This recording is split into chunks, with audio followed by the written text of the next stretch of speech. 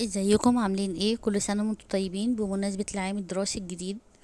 النهاردة احنا في فسحة جديدة في حديقة الميرلاند. هنعرف مع بعض اسعارها، ونشوفها بعد التجديد، وهنشوف ايه اللي اتغير فيها وايه اللي بقى موجود افضل من الاول.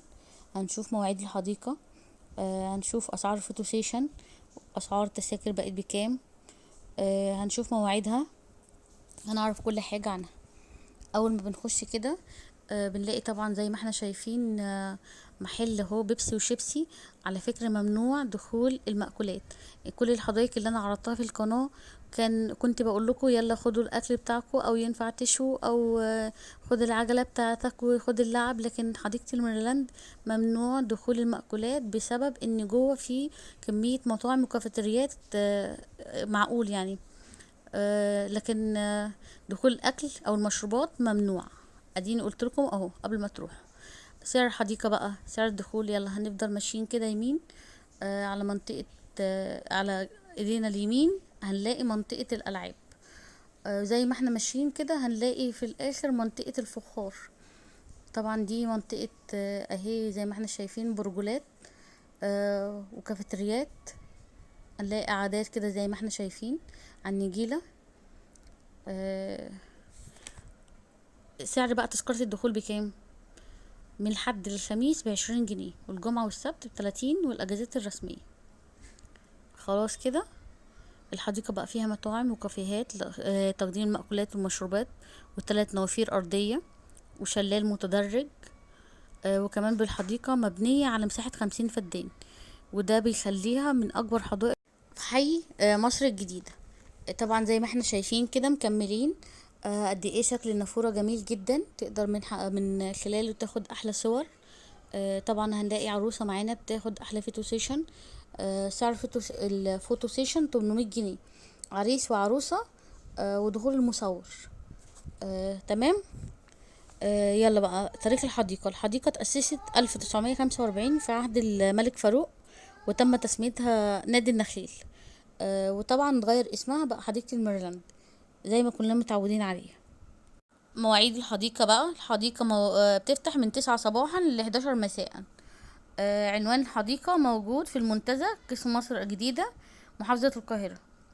تعالوا بقى لو جينا بالمترو، أقرب محطة مترو لحديقة الميرلاند وهي سراي القبة. وبعدين نركب تاكسي أو ميكروباص هتنزل قدام الحديقة، أو محطة حدائق الزيتون وتمشى شوية. ويا رب أكون قدرت أفيدكم لو بمعلومة صغيرة. وهنا هنلاقي بتاع اكسسوري او بيعمل حظاظات زي ما انا مسمياها كده، او سلاسل صغيرة اهي، كل حاجة وليها سعرها. لو عملت خاتم صغير ب5، حلق ب25، ميدالية ب25.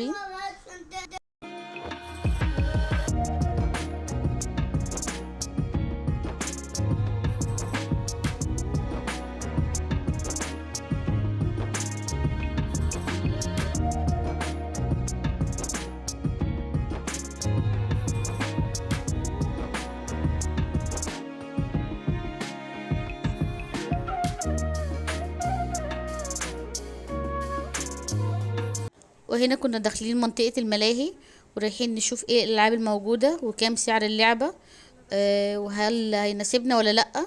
وطبعا جنب الملاهي هنلاقي عجل، وسعر العجل نص ساعة ب30 جنيه. طبعا زي ما احنا شايفين الالعاب قد ايه هي جميله. في ترومبولين، وفي لعبه السلسله، وفي لعبه النطيطه. طبعا سعر اللعبه النص ساعه كان عامل 30 جنيه، وفي طبعا 40. وفي سيارات تصادميه هنشوفها معانا. هي منطقه العاب صغيره بس جميله يعني تناسب الاطفال. وهنلاقي طبعا مطاعم كتيرة جدا. هنلاقي الفخار ده اللي كان جميل. لحد ما الحديقة قفلت كان عدد كتير جدا موجود.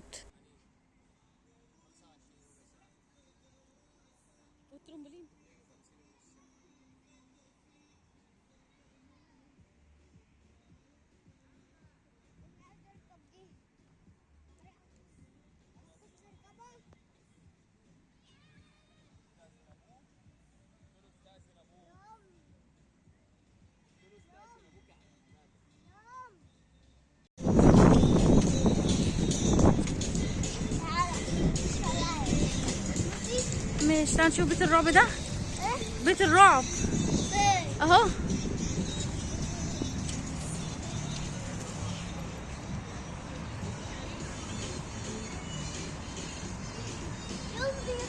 الله، القطر ده حلو قوي. القطر ده جميل قوي. طب اخش ركبه. ماشي. ماشي اخش. اروح اخش. والدولفين ده والعربيات والمركبة دي.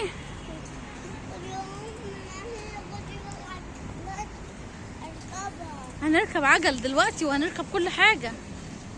هنركب عربيات اهي العربيات. وهنا منطقة العربيات التصادمية. طبعا السعر من 30 ل40 للربع ساعة. طبعا زي ما احنا شايفين. طبعا موجود حوالي أربع خمس عربيات. وهنا موجود يلا. هنا موجودين في الحديقة. حبيت اصورها لكم كلها. وريها لكم قد ايه بعد التجديد بقت شكلها جميل جدا. وفعلا تستحق الزيارة. وفعلا سعر التذكرة بتاعتها مش غالي جدا. 20 جنيه. طول ايام الاسبوع، ولو جاي يوم الجمعة او السبت 30. فده ما يعتبرش ان هو غالي. ممكن تخش بالكورة. هتخش بالعجلة لو انت عندك عجلة بتاعتك مسموح بيها. مسموح بدخول السكيت. ودي عربيات اطفال. دي منطقة العجل اللي اتكلمنا عليها من شوية. سعر العجلة 30 جنيه نص ساعة بالبطاقة. بتسيب البطاقة بتاعتك وتأجر العجل اللي انت عايزها. او عربية البيبي. اللي هي عربية المول دي. طبعا العجل ده له اماكن طبعا بيمشي فيها. طبعا دي مجموعة المطاعم. في زلابيا وفي بطاطس وفي حواوشي وفي برجر. في شيبسيهات في بيبسي في مية. غير مسموح بدخول المأكولات والمشروبات ولا حتى المياه الغازية من على الباب. يعني لو جيتوا بأكل أو جيتوا بمشروبات هياخدوها منكم على البوابة. أنا نبهتكم وحاولت أفهمكم الأمر. هنا طبعا الكلاب دي كانت موجودة بتاعة الحديقة علشان محدش يقول لي في حد كان داخل بكلاب. ممنوع برضو دخول الحيوانات. هنلاقي لوح إرشادية بتعرفنا ايه الممنوعات اللي مش ممكن نخش بيها. ودي عربية الزلابية اللي قلتلك عليهم. في فشار. في حلويات. في كريب. في مطاعم كويسة جدا. وفي كافيهات كويسة جدا، يعني لو حابب تروح تذاكر هناك او تراجع شغلك، تراجع ملفات. دي منطقة السكيت اهو. ولد معانا كان بيلعب بالسكيت. وهنا المنطقة المخصصة للعجل. حبيت اصورها لكم برضو ووريها لكم بعد التصوير بقت قد ايه جميلة. طبعا الحديقة هتنور دلوقتي. ده وقت الغروب. وهتنور وهتبقى جميلة. تحياتي ليكم.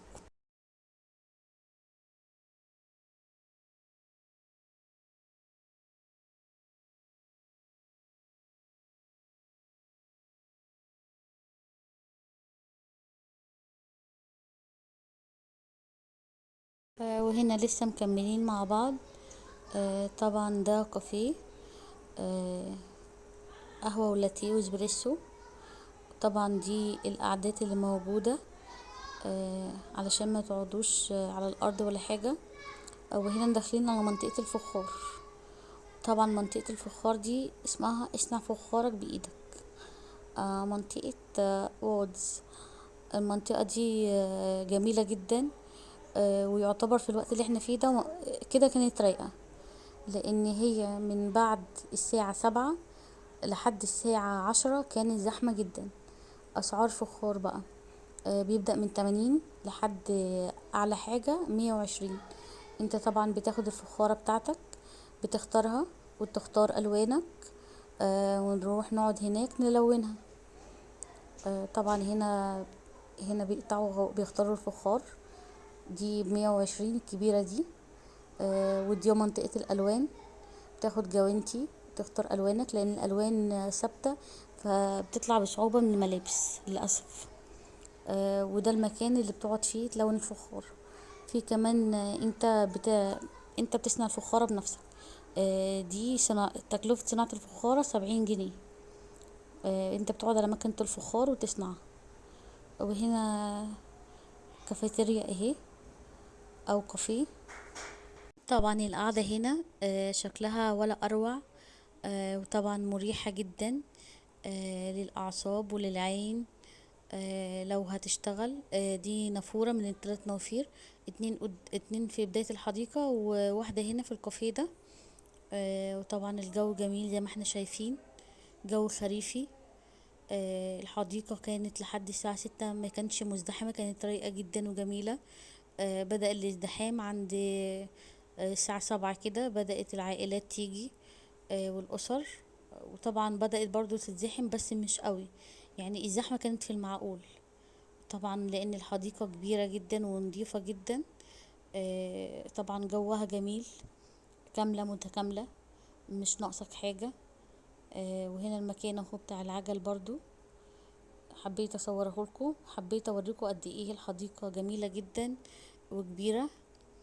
وممكن تتفسحوا في مصر الجديدة، وبعدين تتمشوا شوارع روكسي، او تروحوا القربة، لان ده مكان محبب قوي الى قلبي. ولو انبسطت من الفيديو او طلعت بمعلومة واحدة مفيدة، اتمنى تشتركوا في القناة، تحطولي لايك، تحطولي كومنت جميل علشان اكمل. تحياتي للجميع. وهنا لسه مكملين مع بعضينا.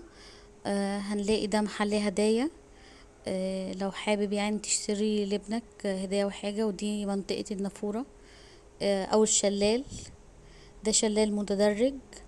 هنفضل ماشيين مع بعض كده. طبعا ممكن تاخد سيشن هنا، ممكن تخلي صاحبك يصورك بكاميرا نظيفة، هتاخدوا طبعا احلى صور. لو انتي وصاحبتك بتفكروا تعملوا عيد ميلاد على الضيق، انصحكم تروحوا الميريلاند.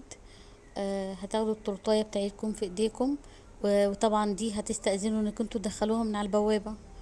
هتتصوروا، هتاخدوا الديكوريشن بتاعكم زي ما اي حد ما بيعمل. طبعا النافورة كان صوتها جميل جدا. يلا بينا هنطلع كده فوق ونشوف المنظر قد ايه كان جميل وقد ايه كان رايق. اتمنى تحطوا لي اشتراك ولايك كومنت. والله انا بتعب في الفيديوهات دي، بس للاسف ما بلاقيش تفاعل على القناة. مش عارفة العيب في مين، العيب في التصوير ولا العيب في جودة الصوت، ولا العيب فيا انا اللي مش عارفة اطلب الاشتراك والكومنت الجميل علشان اكمل بيكم. وهنا حبيت اصور لكم المنظر من فوق قد ايه كان جميل. دي مقاعد خشبية تقدروا تقعدوا فيها وتقدروا تتصوروا، غير المقاعد اللي على النجيلة. هي صورت لكم الحديقة كلها كاملة من كل الاتجاهات. بعد التجديد بقت شكلها جميلة، بقت شكلها نضيف جدا. فسحة سعيدة ورحلة سعيدة وعام دراسي جديد، بالتوفيق للجميع.